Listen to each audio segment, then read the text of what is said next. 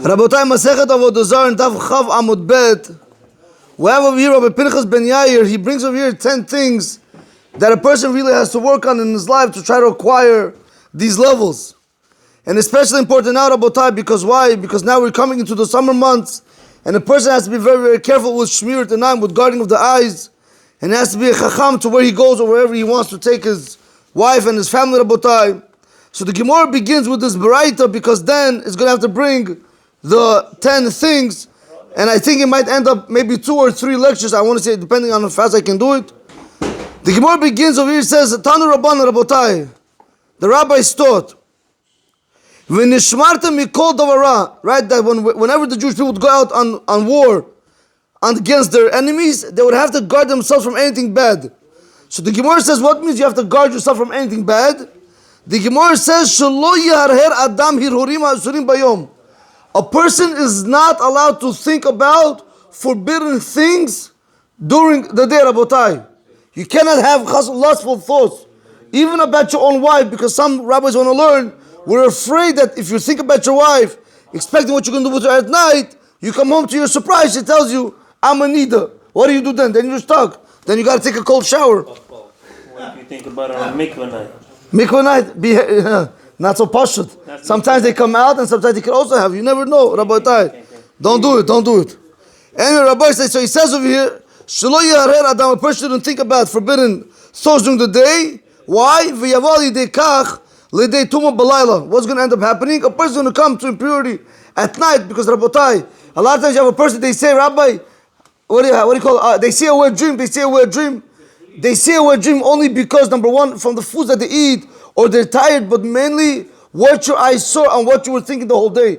If your eyes are very free, there's no way you're going to protect yourself. That's why it's always important to sleep on the side and to make sure that your feet are out of the blanket so your body shouldn't be very hot. Once your body becomes hot, it starts generating the semen. Okay? Rabotai, can't, because you shouldn't be very hot, correct? I sleep with a thin blanket. Besed, very good. Rabbi said from this teaching, Rabbi Pinchas ben Yair wants to bring out 10 different concepts, Rabotai, which I want to try to elaborate on each one, and he says like this, Mikan Rabotai, from this teaching, Amar Rabbi Pinchas ben Yair. Rabbi Pinchas ben Yair said, how does one go to the way of Kiddush and Tahora? First he says like this, Rabotai, Torah, Shalomed Adam mivi oto lidei zihirut. When a person learns Torah, it's going to bring him to what? It's going to bring him to zihirut. It's going to bring him to carefulness. She'im yavo lidei liyodo chet lo yikashal barabota. I'm reading the Mesivta. They have the notes over here who says everything. I just don't want you to think Chas Hashem is coming from me. It's mamash in the Mesivta. He says that when a person learns Torah, what is the benefit of learning Torah? When a person learns Torah, you're going to be careful. If Chas Hashem now you're going to come to stumble in a sin, you're going to prevent yourself from sinning. He says over here in Ot Yutet, in one of the footnotes, he says, when a person, just by toiling in Torah, that's going to make you more diligent, it's going to make you more careful from sinning. Furthermore, you could explain, because when a person learns halachot, you're going to know the prohibitions that are connected to that thing. And then you're going to be careful from sinning. He says, Rashi is the one that brings this down. So we have over here, Torah brings, when a person learns Torah, it's going to bring a person to zihirut, to being careful that in case he has to stumble, he's going to protect himself and he's not going to stumble. The next level, Rabotai, says, zihirut mivia lidei zirizut, Rabotai. When a person is careful, it's going to bring him to be diligent. He says, what does that mean? You're going to guard yourself, you shouldn't touch any avera. He says, for example, a person shouldn't think lustful thoughts during the morning, and through that you're not going to have to come to Chas v'Shalom spilling semen at night. So that is the second step, Rabotai. Now he says the third step, from zirizut, from being diligent, when a person is diligent, he's going to be clean from sin completely. So he says over here in the Od Chav Aleph, he says, that was the Pshat Rashi, but the Ran, he says, What means he's going to be clean from chet, Rabotai?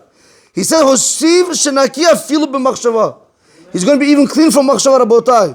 He's not going to have any sin even in his thoughts.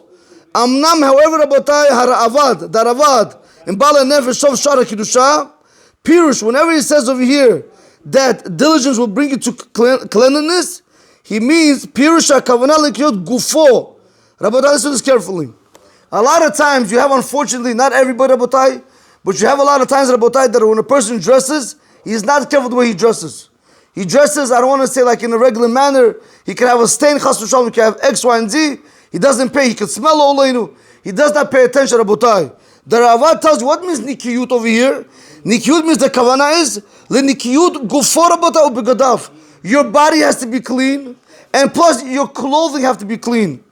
Pen hil chuluk, ki inen shamru Rabotai, unless they become dirty, like the Gemara says in Masech Shabbat, Daf Kuf Yudalet Amud Aleph, Shekol Talmid Chacham Shenim Tzarivav Al Begado Chayav Mita. Right, like any Talmid Chacham that has a stain Chas v'Shalom or some kind of oil stain on his shirt, Lo Leinu, Rabotai, he's Chayav Mita because he's desecrating Hashem's name. People look at us and what they're going to say? If this is what it means to be a Jew, Chas v'Shalom, I don't want to Chas v'Shalom follow in this derech. Rabotai, I put it to you very simply. A lot of times you have a boy that he wants to get married, correct? When you ask the girl's parents, the future in-laws, why don't you want the boy? Because we don't want him to end up like that person over there that he does not know how to dress. Because we see the way, against Rabotai, I'm not trying to tell Rabotai a person has to be poor, but at the same time a person shouldn't dress fancy, but a person has to dress average. He has to look presentable, Rabotai, because you don't look at yourself, people look at you. This is what the Ravad is saying. Another reason why there's so makpid that your clothing should be clean, why your clothing should be clean, שמי שמקפיד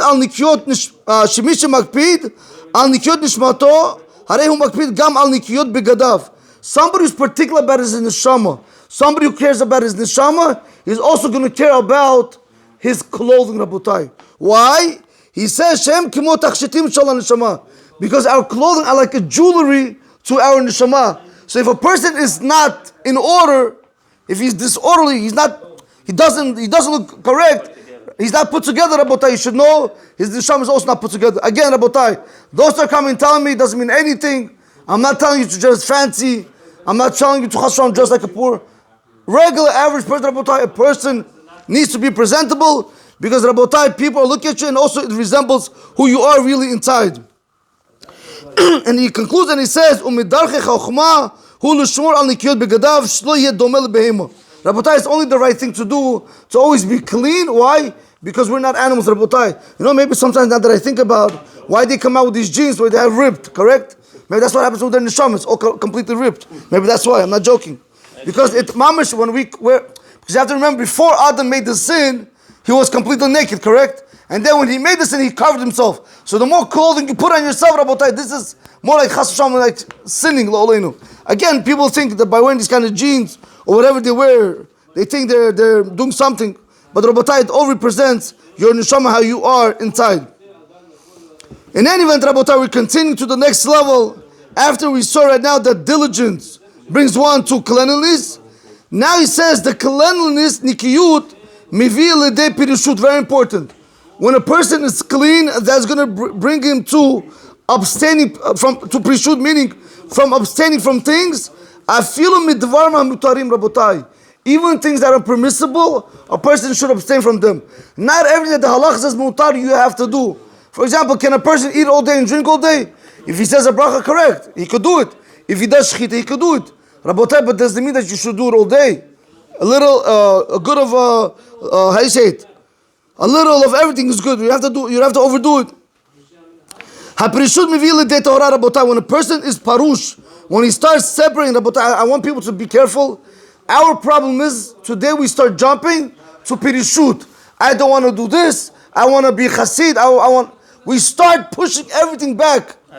We do everything wrong. We start to the 5th level instead of going first to learn the Torah, to learn the halachot, and only then, once you read zirizut, zihirut, nikiyut, only then do you go to pirishut. What do? We jump straight to the 5th level because we want to reach high levels. It doesn't work like that, Rabotai.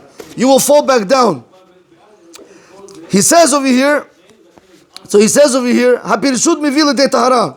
When a person is parush, it's gonna bring him to become pure. Shetzach u'melublam mikol chet, Rabotai. What means pure? You're gonna be clear from any sin. Vezo darga yoter gova minikiyut. Being tahor, Rabotai, is much a higher level than being cleanliness. HaTohara mivil lede kiddusha. He says over here that Tohara, when a person is tahor, when he's pure, that's going to bring you to Kiddusha. Over here he brings it down. Rabotai, what means Kiddusha? Again, we start with one thing about a person having not to think lustful thoughts. So he says in Chav Daled, Kiddusha, hainu Kiddushat halev v'machshava. A person, Rabotai, he has to be kadosh in his mind and in his heart, Rabotai, he has to be kadosh. Ra'avad v'ri, okay, he says, but the Ri'az, he wanted to explain this completely different. Kadosh v'tzenu b'darachav u'be'al midot tovot ve'oseh kol ma'asav l'shem shamayim. What means a person should be kadosh? What does that mean, kadosh? What does it mean, holy? The Ri'az wants to explain differently. You want to be holy, he says, to be modest in your ways, Rabotai. You don't have to show the world what you do. You want to do something, you should try to do it in hiding. A person should be modest in all his ways, and also he should have good midot, and all his ma'asim should be l'shem shamayim. This is what means kiddusha, to be kadosh. Okay. Rabbi said the next piece is, he continues, wow. Guys, let me just finish this one, then we'll continue with another. And then he says, Kiddusha mivili de anava. Rabbi, listen to this carefully. Once a person is already kadosh, once a person is already doing the Shem Shamayim, he has midot tovot, he has purity of mind, now it's going to bring you to what? It's going to bring you to anava, to being humble. What means anava, Rabbi? He says like this, Shemitoch shehu mizalzel, Shemitoch shehu mizalzel b'nei ha'olam hazeh, ve'en mitga'eh b'ma shebiyado, bala de anava, Rabbi. You know what it means real anava? When a person looks at these worldly matters, what we have today, not that when he says mizalzel, literally means he degrades them. What do you mean he degrades them? He doesn't hold of them so important that now he's gonna feel haughty about it. He says, but he came to me, Baruch Hashem, you gave it to me, that's it, finished. But he's not gonna say, aha, I have a bigger house than him, I feel better. No, he's not gonna be prideful. He's gonna look at the material world that's only it's a means to be able to serve Hashem. This way, he's not going to have ga'ava in what he has, and then he's going to be able to come and be a anav. But now, Rabbi, we're going to have to continue. Baruch Adonai Olam. Amen. Amen.